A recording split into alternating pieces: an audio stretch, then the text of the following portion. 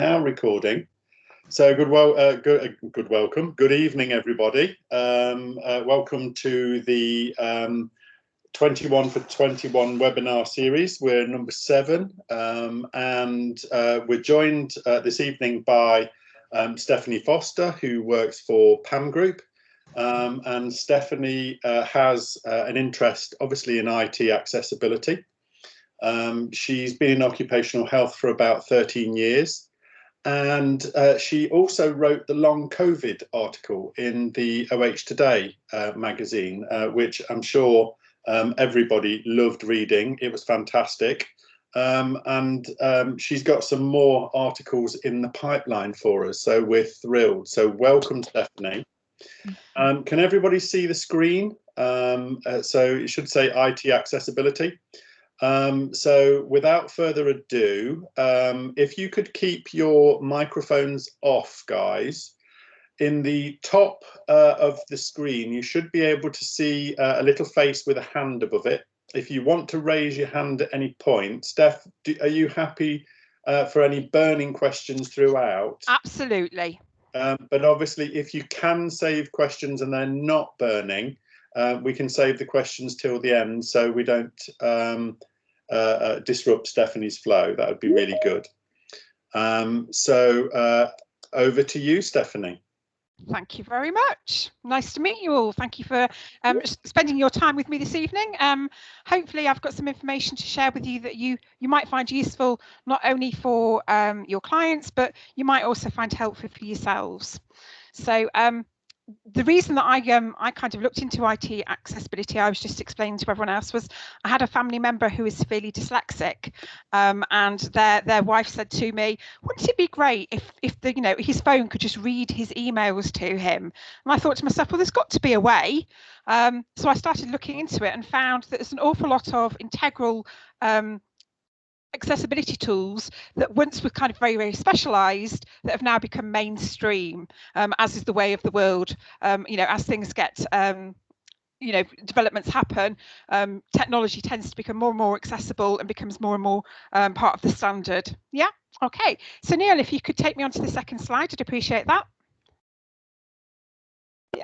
So the World Health Organization suggests that about 15% of adults have a disability, which is, quite a large proportion, and almost everybody at some point in their life is like to experience some form of disability, whether that be temporary or permanent.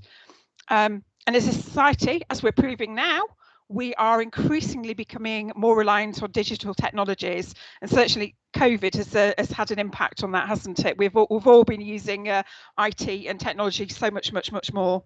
So software companies, browser providers, etc., like any other service industry, they have a duty of care to make sure that their services are accessible, and they spend quite a lot of time doing so. But unfortunately, those facilities, those tools aren't necessarily widely known about. So that's kind of the aim of my talk this evening, is just to increase your awareness of what's there. Yeah, may I have the next slide, please?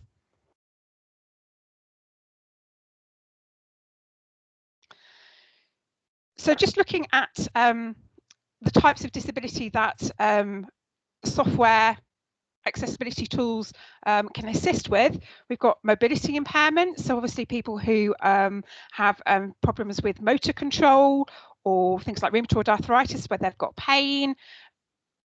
There's loads of different technologies that can be used to support those.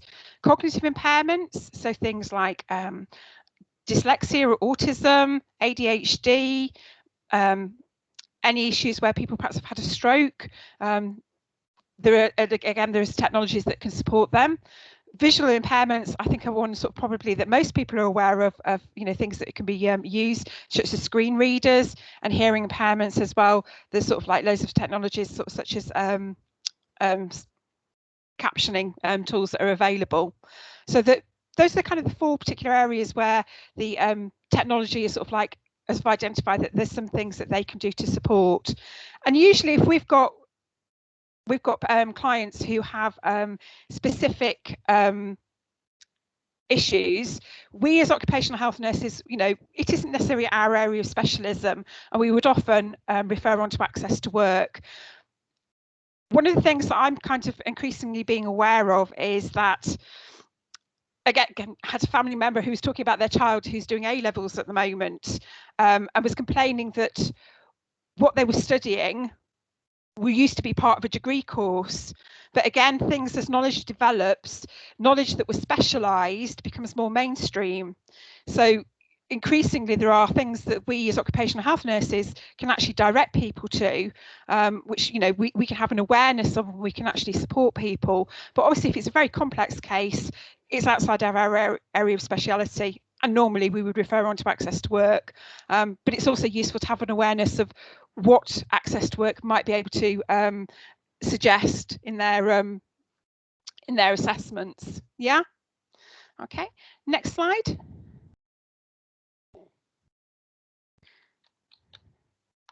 I can see that some people are having problems seeing the slides change. I can see them changing, so I don't know if other people can or can't.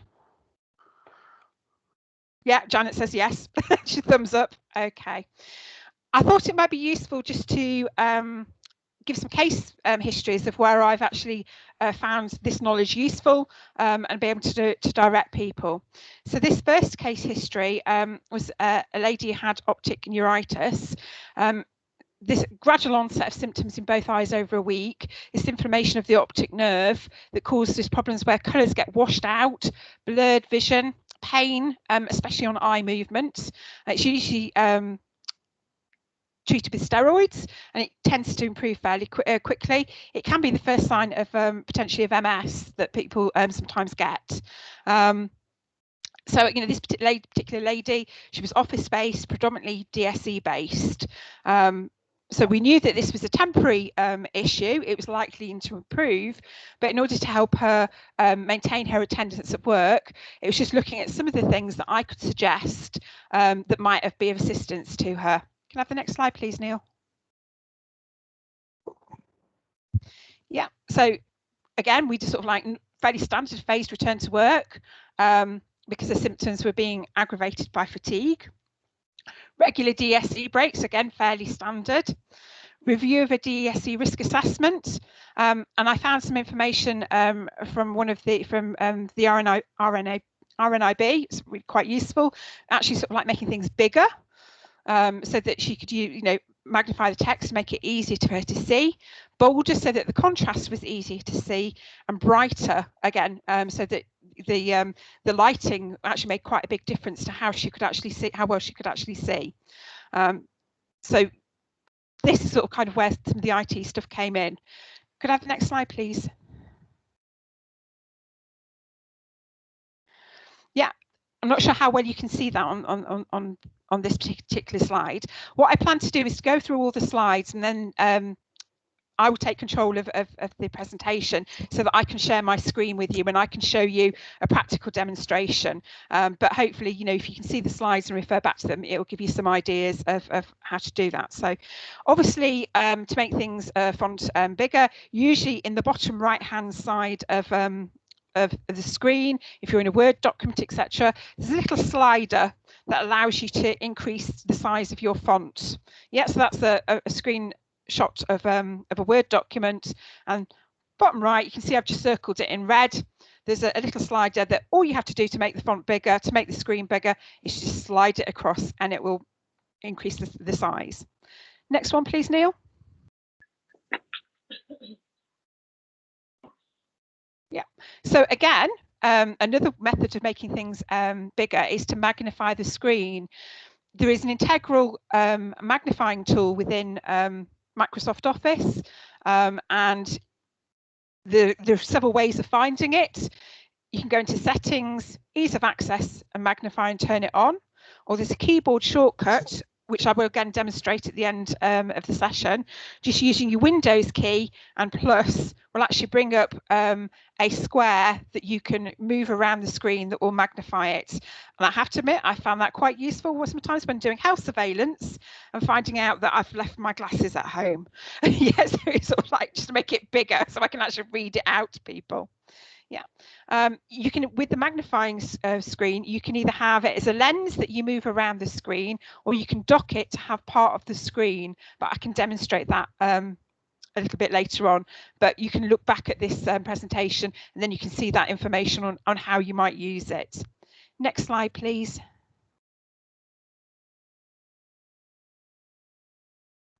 So the bolder was to look at put my teeth back in, to alter the contrast.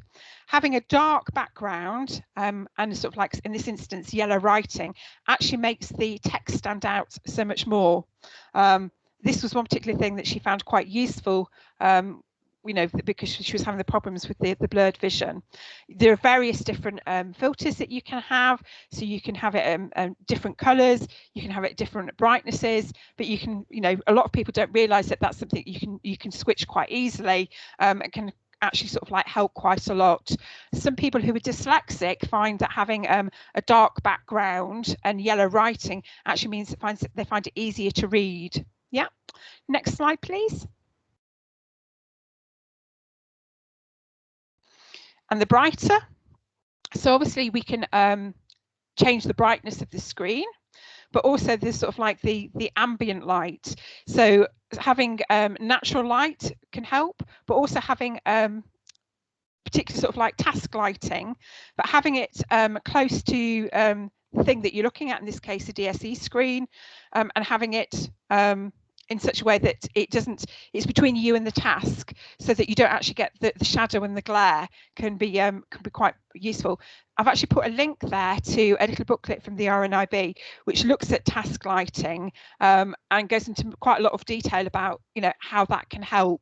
And I'm sure that in the coming weeks, I know that there's a presentation by a gentleman who is looking at supporting people with sight loss within the workplace. And I'm sure that that's something that he will cover in a lot more detail. Next slide, please. So going back for another case history, this one was a more recent one. Somebody, a teacher who was working at home during the pandemic and was providing lessons via Zoom, and he had quite severe rheumatoid arthritis affecting just one hand. But he was finding that obviously, because he was doing an increased level of typing, because he was having to prepare lessons, he was having to interact with the computer to present the lessons, he was struggling a little bit. So some of the things that I highlighted to him that again he thought he would find helpful was looking at the integral speech text features that are available on your computer. So things like your assistant like Cortana, that you can rather, if you're doing an internet search, you can just press on that and talk to it and it will go off and find you some information. So that, you know, when he was doing his research for his lessons, that could reduce the amount of typing that he was doing. Sticky keys, I don't know whether people have come across those before, yes or no? Are you familiar with sticky keys, people, or not? No? What sticky keys? Sorry, say that again. Heard of them, but not quite sure what they are. Sometimes you kind of hit them by accident, so not really. Yeah, so if you know, when you do things like Control-Alt-P, or, you know, your keyboard shortcuts where you have to stick down several keys all in one go, what sticky keys is, it means it allows you can actually do a setting so that you can press them in order, so you don't have to hold them all down together. Yeah. Would you like me to put what sticky keys are in chat? Was that what you meant, Nicola? No, it was the before slide with the link. Yeah, well, what I can do is because quite a few links in the presentation, is I can actually put those together as a resource tool that perhaps we put on the website so that people can refer back to it. Yeah, that would be fab. Thank you. Because there's a fair few of them. Yeah. Right. Thank you. Yeah, so sticky keys, as I said, you know, things like Control-Alt-P, or, you know, if you're doing copy and paste, where you're using multiple keys, you can set it so that you can just press them in order. So for example, if you were using somebody who's perhaps using a pen or a pointer to use the keyboard, they would struggle to be able to put all the keys down in one go. Yeah, so that you just do those in order. And the other thing that we discussed was pre-programming autocorrect. So, you know, when you're typing and you spell something wrong, it will often autocorrect it.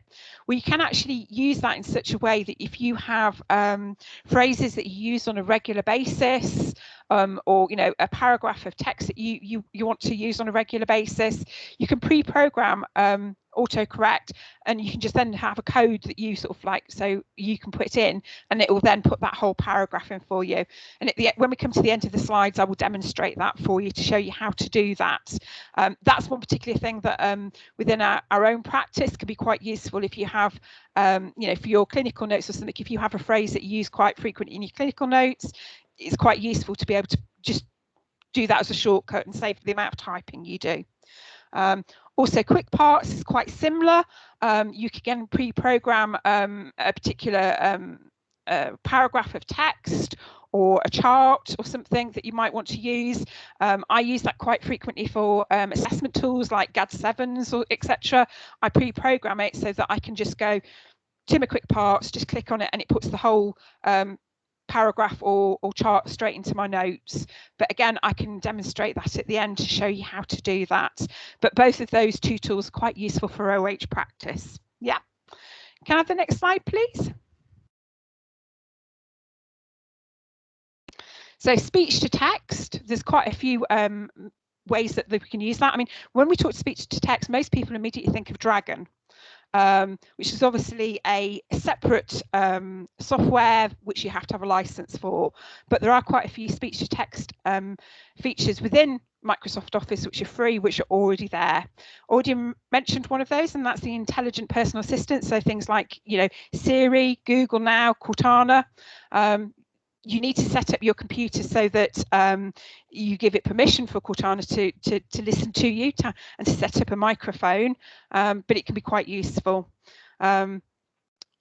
Office, if you have Office 365 a subscription, then if you've got Word, it has on the top bar, it has a little dictation microphone, and you can press that and you can dictate straight into your Word document. And again, I can demonstrate that that for you a little bit later on. I was playing with it earlier. I said that, you know, if you need to make if you made a mistake, you need to use your keyboard to edit it. Actually, I found it earlier on, there are some editing facilities in there, and we can play around with those, and I can demonstrate them in a little bit. But yeah, it's a freebie. If you've got somebody, for example, who's got a sprained wrist, you know, you're not going to go and buy Dragon for them, but that's a feature if you've got a Office Word 365 subscription. Obviously, on your work computer, frequently you don't. It's obviously, it's sometimes a license software that's automatically on your computer. But there is another way that you can sometimes access that feature without having the subscription. Hope that made sense. Yeah.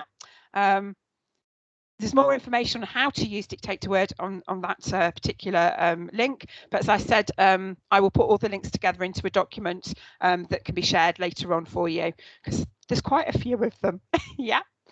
Next slide, please. So speech recognition. This is again, integral part of Office. So this isn't necessarily dependent on having a 365 Windows subscription. You can also find it access to that particular facility on the ease of access, and there's sort of like information on there on how to actually access it, and I will give a demonstration at the end to actually show you how to do that, because it's one of those things, it's easy sometimes to show than it is to tell.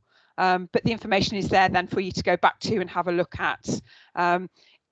With all of these technologies, one of the things that often doesn't happen is people aren't given training or time to learn and acquire these new skills. So thinking about things like Dragon, often people are given the program but aren't given the training alongside it in order to be able to learn how to use it properly, and therefore they get quite frustrated with it and give up on it quite quickly. I don't know about you, but I've had quite a few people who've tried Dragon and say, oh, I don't get on with it, but actually they've only tried it for a couple of weeks, and it actually takes time to learn that new skill. So one of the things you might want to consider when you're writing your reports is if you're recommending, you know, perhaps access to work or specific things like Dragon software or any software really, is to sort of say, you know, that it's going to take time for that person to learn that new skill, and management might want to make sure that that person has access to training, time to learn that new skill, and time to acclimatise to it. So they might want to make an adjustment in their workload during that period to give them that time to get up to speed with things. I know I've been offered Dragon in the past in a previous role. Wasn't particularly given training on it or time to acclimatise to it, so I kind of gave up on it quite quickly and went back to typing, because actually that was quicker for me than actually how well I could use Dragon at that point. If I'd been able to spend my time learning how to use it and get more au fait with it, then I might well have found that it was quicker in the long run. Yeah. Okay, next slide, please. So speech to text, live transcribe. I don't know whether you've come across this, but it's available on quite a lot of Android phones, and it transcribes in real time. So as people talk in the environment, it comes up as text on the screen, which is quite, you know, when we're talking about communication issues in the present time, where people who have hearing loss aren't able to lip read because somebody's got a mask on, that's actually causing quite a few people difficulties. So that app, which, you know, or that facility on the phone, on an Android device, is quite useful. There's, again, I think, I'm not sure whether I've put a link to it or not, but there's a video which actually shows it being used in real life. Somebody goes into a coffee shop, somebody who has a severe hearing impairment, and he just goes into a coffee shop, asks for a coffee. The waitress is talking to him, and it all comes up on the screen, you know, in real time, so that he can actually see what she's saying, which, you know, is you know, potentially within our clinics, if we've got somebody who's got hearing issues and we've got our mouth covered, might be something that you know, we might find of benefit. But again, that slide is very much for your reference, to be able to go and have a look at that at a later date if that's something that you're interested in. Next slide, please. Again, because we're on Teams now, and you know, potentially we could have somebody who's got hearing issues who would not necessarily be able to follow what we're saying verbally, but it is possible to have a live transcription actually on Teams. So in the same way we have the meeting chat, the speech that is being, you know, the voices could be transcribed and actually come out like the chat actually on the screen, so that people can actually see who's talking and what they're saying, and be able to refer back to it. I personally haven't used it. I don't know whether anybody else has. Has anybody else had used the live transcription on Teams? Anybody? If you go into the chat, you will see that it is now, or there should be a bar that comes up that says that transcript is actually working. So I'm actually doing that as we speak. Fantastic. Yeah. Was that something you'd used before, Neil, in your professional role? Yes, absolutely. And it's brilliant. Yeah, I thought as a lecturer, I thought, you know, and presenting sort of Zoom, well, not Zoom, you know, over Teams, I thought that was something that you might use. But yeah, that was something that was new to me, and I was kind of, wow, yeah, that, you know, I didn't have that awareness of it. So that's great. Thank you. Okay. It does make a few mistakes. Oh yeah. But obviously, on the whole, very much so. We also use something very similar when we're doing Panopto for lectures. So we can actually have, for people that are hard of hearing, we can actually have the subtitles that scroll along that are generated automatically. You can then actually go in and edit them if it makes any mistakes. Great, fantastic. Thank you. Thank you for that, Neil. So, yeah, can we have the next slide, please? So again, another case history. Dyslexia, a social worker who was new to the role. She had well-established coping mechanisms, so therefore access to work referral wasn't necessarily indicated. But but obviously, you know, she was a new starter doing a new starter screening. She just needed to make management aware of some of the adjustments that she needed in place to support her. And one of those was having a larger than average screen. So because she found that having larger text size and spacing actually helped her with her reading, but obviously to accommodate that, she needed a bigger screen. She tended to change the colour of her background because that made things easier for her. And some of the things that we also discussed was using speech to text, which is the read aloud feature, which I'll demonstrate in a bit, to assess with reading and proofreading. I use this an awful lot in my professional practice. Once I've written a report, I get read aloud to read my report back to me because my spelling is atrocious. And sometimes I will spell things, it is an actual word, so it doesn't come up as a spell check. The number of times I sort of spell, you know, put of instead of on or something like that, and I don't pick up on it. But when I use read aloud and my report is read back to me, I pick up on it and I find it really quite useful. And also utilising voice assistants such as Cortana to ask Cortana, how do you spell certain things? So, you know, how do I spell elephant, and it will come up, you know, with you wanted to know about elephants, and there's the word. So again, for people, you know, who have a difficulty with spelling or you know, definitions of words, that can be quite useful. The BDA and the British Dyslexia Association has just put on a free training module, free module on their website, looking at some of the assistive technology that is available for people with dyslexia that you might want to go and have a look at. It is quite interesting, quite informative of some of the things that can help people who've got dyslexia. Again, it's perhaps a bit of a specialised area where we as occupational health nurses might not go into that much detail. We probably refer on to Access to Work to make sure that person gets a full assessment of their needs and support and training. But it's useful sometimes to have that knowledge so that you know what's available. Yeah. Next slide, please. Yeah, so text to speech, Word document. On the top bar, there's the read aloud speech. You can change the speed and the voice. And as I said, great for proofreading reports. And I'm glad, Kerry, that you also find it helpful. Yeah, okay. Next slide.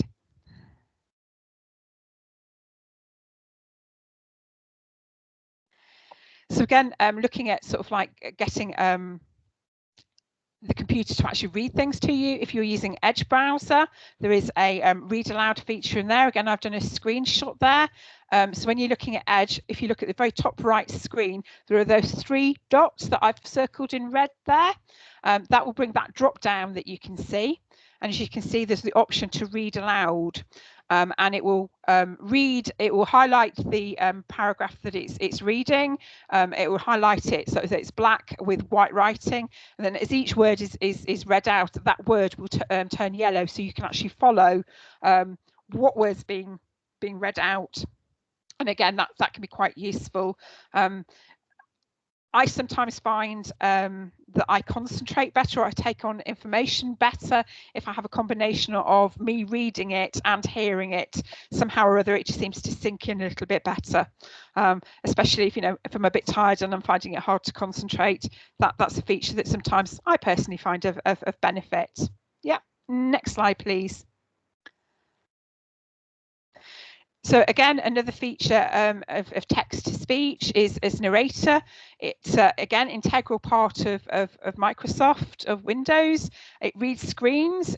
It's fairly specialised, and I would sort of say that it's probably something that you need training to actually use, because it basically allows you to it basically reads everything on the screen, and it helps you navigate the whole computer. But again, it's something that reading through it, I don't think that I would be able to pick up and just use it independently without some support and training. But it's just to be aware that it's there. You know, it's another feature and it's free. But it was quite complicated, I felt, to be able to just pick it up and run with it. Yeah, I felt that I needed some assistance to be able to use that. I needed some demonstration or something. Yeah. Next slide, please. So I just wanted to highlight some really put my teeth back in, some really useful resources. I would highlight AbilityNet. They're a charity that help people with any disability to use technology. They have 27 different fact sheets looking at loads of different adaptations for all sorts of issues, so visual impairment, hearing loss, dyslexia, dementia. They also look at the ergonomics of phones and tablets. Really fantastic resource. So if ever you get somebody who's got an issue and they're using technology as part of their role, or you think that technology might help, I would thoroughly recommend going to that website and having a look to see what's available, just to increase your knowledge and understanding of what's there. I've also put links to Microsoft, to their accessibility sites, which again are being updated on a regular basis because they're constantly developing new things. But again, it's looking at what's available. So one of the things that Microsoft, that made looking at that website, some of the things that made me stop and think when they were talking about things like people who have perhaps some cognitive issues or things like ADHD, where they're frequently distracted. They've got hints and tips on there to do things like to turn off notifications so that you don't get distracted by emails popping up. Another suggestion that they had was using your Microsoft, your Outlook, to use reminders and to-do lists. Again, that's something that I do on a frequent basis in my professional practices when I'm doing a telephone clinic and you've got set times for to actually ring people. I get focused on writing the previous report and I become oblivious to the time. So I've sort of set myself reminders sort of like 5-10 minutes before a telephone appointment is due to ping up and remind me I've got that the next call is ready to be for me to undertake, because otherwise I just get so hyper focused on what I'm doing. I could be 20 minutes late if I wasn't careful. So that's another useful feature, just using the to-do list and just setting myself a reminder. Again, that's just something I personally find useful. Next slide, please. So again, those are references for you to, and I can put those in a document that we can share. But that's just looking at all the features that are available, or just sort of like to support people. So Outlook, that's just an article that actually shows you that your emails can be read to you. So you can, in the same way that you use the read aloud feature, you can use the read aloud feature so that your emails can be read to you. And also in some there's also, if you've got 365, it's possible that you can even dictate your emails, which is quite useful. Android, so your tablets and your phones, again, have loads of accessibility features, very, very similar. So, when you've got members of staff who are perhaps using phones as part of their day-to-day practice, being able to use some of those features can be really, really helpful. And certainly the live transcribe on those Android, I think it would be very useful. I work with an ambulance service, and obviously sometimes they're working with people who are elderly, hard of hearing, and everyone's got a mask on and nobody can hear them. So actually being able to use that feature so that it can come up in large text to actually support the people with hearing is really useful. Yes, I do have information for accessibility for Mac as well. I think I'm not sure whether I've got it on another slide, but I think Windows actually sort of like have information for each. When you look at the Microsoft accessibility page, they actually break it down to different versions of Windows and also for Windows for Mac. So that information is on there as well, Emma. Yeah, next slide, please. Right, so just to advertise the next two talks that are coming up. So in a fortnight's time, this sight loss doesn't mean job loss. And I think some of these features that I've been talking to, I think Dan will probably go into some more details and be able to sort of explain some of the more specialised software and facilities that are available. And then 2 weeks after that, they're supporting our colleagues who are working from home and living with pain, which I think will be quite an interesting talk. Yeah.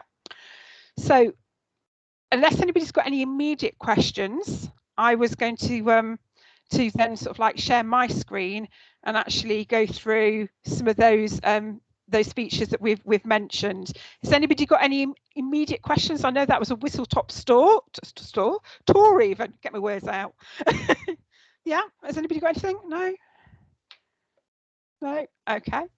That's wonderful so far, Steph. Yeah, that's absolutely brilliant. So it would be, I'm a Mac user and also iPhone. A lot of the things that you've talked about are available on Macs. And obviously they are all really quite intuitive as well. You do need training for some of them, but on the whole, I would say that you should be able to actually work out what it is and how to use it fairly easily for yourself.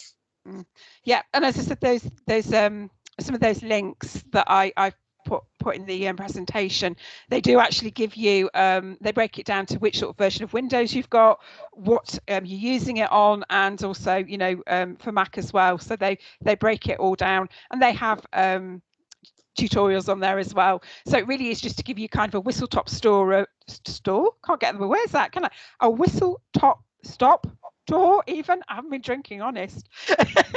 No, that's me. Don't blame me, Janet. Yeah, so you know, it's just to make you aware that it's there. You know, you don't know what you don't know, so if you don't know it's there, you can't go look for it, can you? Yeah. No, absolutely. Yeah. Okay, so I will share with you my screen. Can I just say, Emma, your dog is adorable. Oh yes, I'm absolutely in love. I'm in love. Yes. Right, folks. I'm just gonna. Can you see that? Okay, I'm going to sort of kind of split my screen so that I can actually still see your comments. Yeah, because otherwise I'll be talking away to myself, and I won't see what you're doing. Yeah. Right. Okay. I can't see your screen at the minute. Can you not? Okay. Can anybody see my screen? No. Okay. No. So let me try again.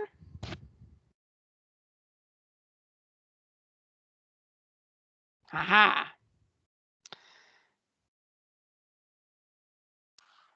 Can you now? Yes. Perfect. Okay. So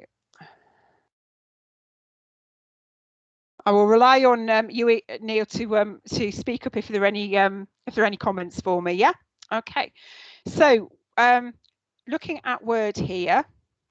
So one of the things that I mentioned was the read aloud feature, which I can't actually see on there.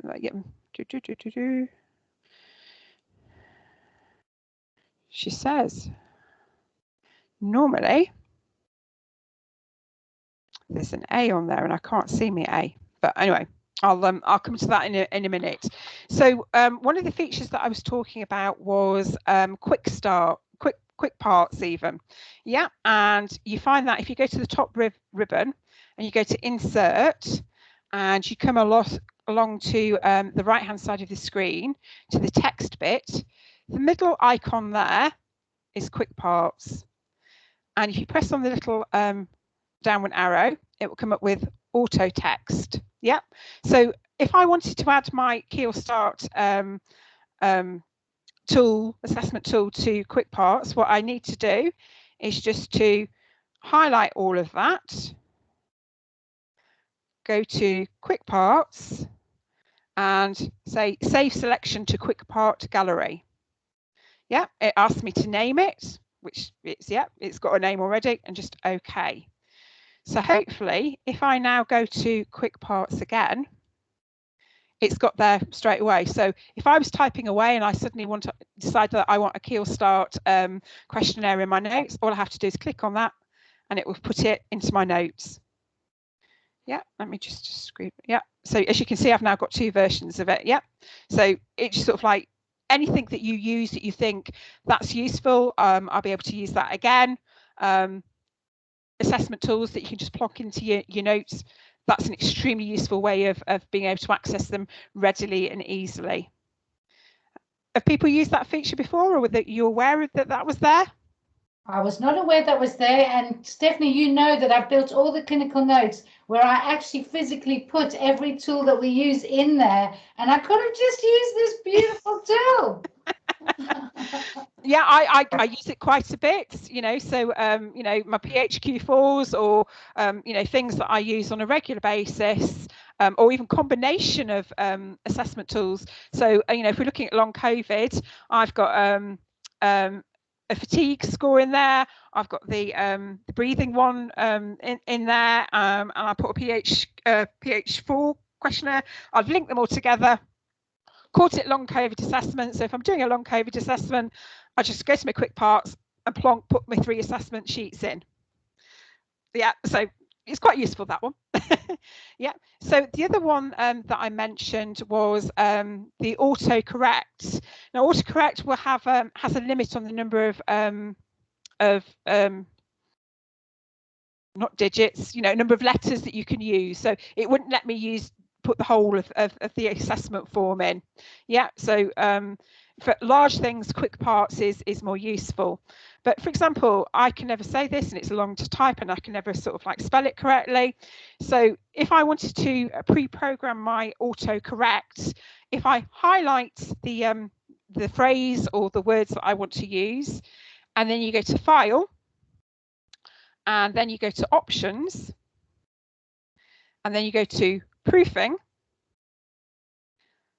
Autocorrect, it's got it in there. So if I put in BPPV and then add, go to OK, go back to my actual document. If I want to put that in again, if I just type BPPV and then spacebar, it will put that text in for me. Yeah, so again, if you have phrases that you use on a regular basis or something that's long like that, you can just sort of like, you know, once you've typed it once, you just highlight it, go through that process, and it will save it. One of the things I would suggest that I do is I have a card that I've written on my what I've pre-programmed and what I've actually pre-programmed them as, because otherwise I forget. If it's something I don't use regularly, I've got a sheet. So like my fatigue score, if I've called that, I've pre-programmed that FAT. So you know, I type in FAT and my fatigue assessment tool comes up. But obviously I've got about 15 or 20 of these. I'd forget what they all were. So I've just got them written on a card, so that as I'm typing along, if I know that there's a paragraph or there's a sentence that I use on a regular basis, I just look at my my piece of card and I can see what my code was for that and use it. Yeah. So, you know, that's something that I personally find very, very useful in my professional practice. Yeah, I don't know what other people think.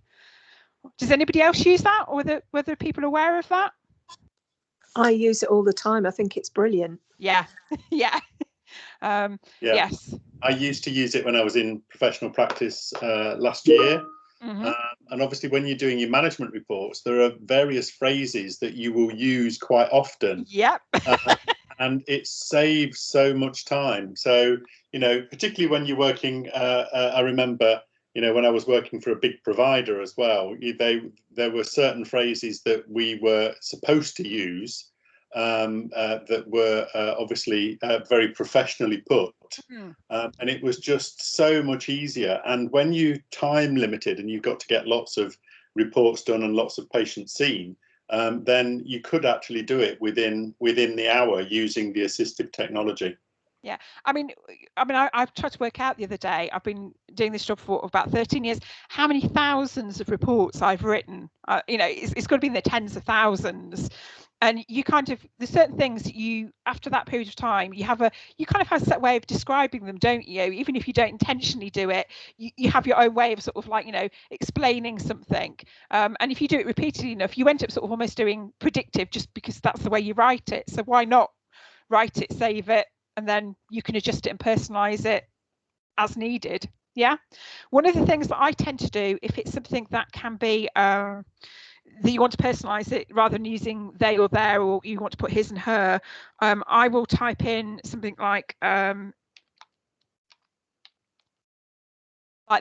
and that will come up and it will highlight to me that it's spelt incorrectly, and then I can use that in my autocorrect, but it will highlight that there's a spelling error, and then I can just, as I go through, I can then just sort of like edit out whichever pronoun that you do or don't want. Yeah.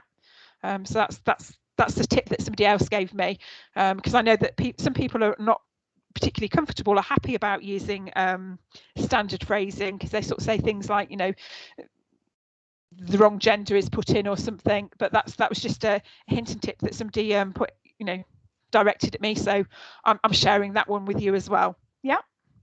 Okay. And I've just found my my read aloud, because I hadn't set it up on this laptop. So one of the problems of having so many laptops, having a work one, everybody in this household also has their own personal laptop, and we've got tablets as well. You sometimes don't necessarily use all the features on each computer. So yeah, the read aloud. So I hadn't actually got that set up on my screen. Some people might not have it already. So on that top bar, you can customize your quick access toolbar, and I've just put read aloud on there. So it's there. It's that lovely little A with the 3 bars, and you just put it where you want it, press it, and it will.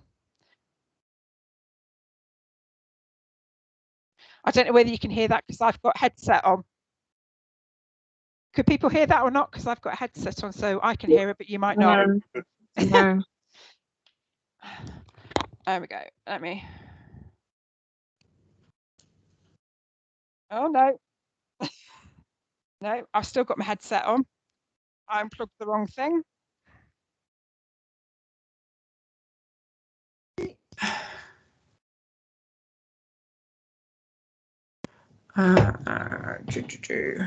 So if I do that again, hopefully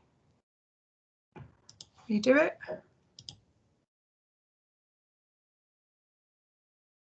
Again, I don't know whether you hear that because I've put. No, sadly, so. That's because I've got my headset on. I've got it set up on my headset, but I promise you, I can hear it in my ears, so it's reading that out. Yeah. Yeah, and I just find it really, really useful, as I said, when I'm proofreading, because I will make typos. The number of times that I miss small words out, like and, a, the, because I'm typing, my brain's going so quick, and just having that read out to me just sort of like goes, that doesn't make sense. It's also useful because it'll pick up sometimes when words are spelt. It is a correct word, so it doesn't come up as a spelling error or a grammatical error, but it's reading it to you, go, hang on a minute, that wasn't correct. So I find that really, really useful. So I'd suggest playing with that and having a look at that. That feature as well is also available on PowerPoint. So when I was setting up my PowerPoint, I could actually get my slides read to me, which was quite useful as well. Yeah. Steph, it's really useful. I find, particularly when you're teaching, and also for me as a student, when I've written something, you obviously sometimes become word blind. Yes. You can't see your own mistakes. Yeah. So it's actually really useful to get it to read back your assignment to you. Yeah. And then obviously it sort of makes sense. And what I would also tell everybody to do is to find out what kind of resources, or whether you're either a visual, an auditory, a reading and writing type, or a kinesthetic type of person. So basically, that's how you might learn, for instance. So are you a visual learner? Are you better when you're hearing somebody speak? Or are you better to read? Or do you actually need to do something, to actually physically do it, to learn how to do it? Yeah. So you can actually go online and do a VARK assessment. So it's VARK. Which is really, really useful assessment to do to find out what works for you. Yeah. So the last thing that I also wanted to show you was the dictate. So I've got a subscription to 365, so I've got it here. I was playing around with it earlier on. So you just click on the mic. I've got a headset set up so that it can hear me. Yeah, and as you can see, it's beginning to type. In order to, so new line.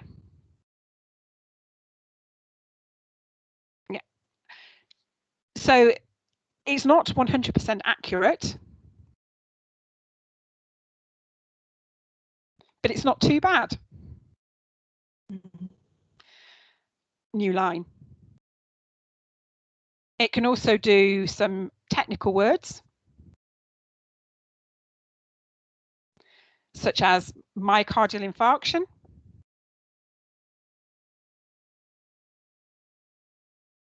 No, it got parts of it.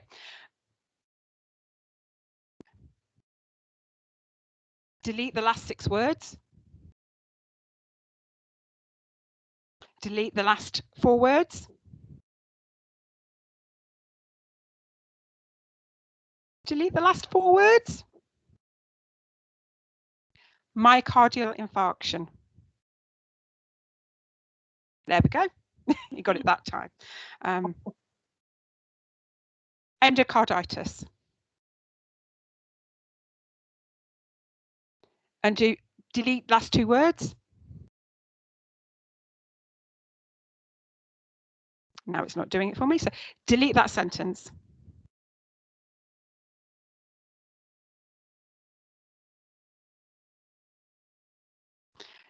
As I said, it's not perfect.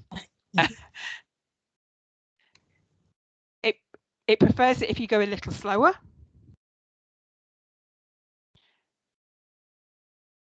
It will do punctuation, so full stop. It will even do a smiley face. Yeah, so again, it's not 100%, but it will reduce the amount of typing. And it's one of those things, you can actually train it so that the more you use it, the more it gets used to your voice. But, you know, for example, if you've broken your hand, you know, and you weren't able to type, that's something that might actually be quite useful to actually reduce the amount of typing that you do. And as a freebie, it's there. Yeah. Again, it's not perfect. It's come up with a word, you know, so we can actually go in and we can correct. Yeah, so it's not got that one there, but we can. It will even sort of like learn, you know, that it will identify that it's got a word and it's not actually correct. So, you know, play around with it. It's not something I've used on a regular basis, but it's there, and it's another tool within the toolbox, and it's free. It's there available. Yeah. Anybody got? If I give you back control, I'll stop sharing my screen. Ooh, how do I stop sharing my screen? There we go. You know, anybody else got any other ideas or anything? Any questions?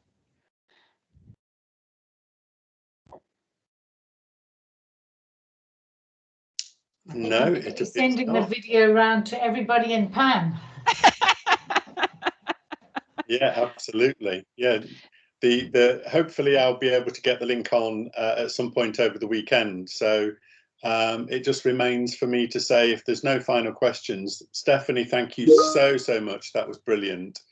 There obviously is a lot that we can go away and have a go at, so that we can recommend some of these things, you know, to our clients, because, you know, just even in the short term, as a temporary solution for somebody that's got a temporary injury, yeah, you wouldn't recommend that they go and spend hundreds of pounds on Dragon Professional. So obviously I used to use Dragon many years ago when it first came out, and it was dreadful then.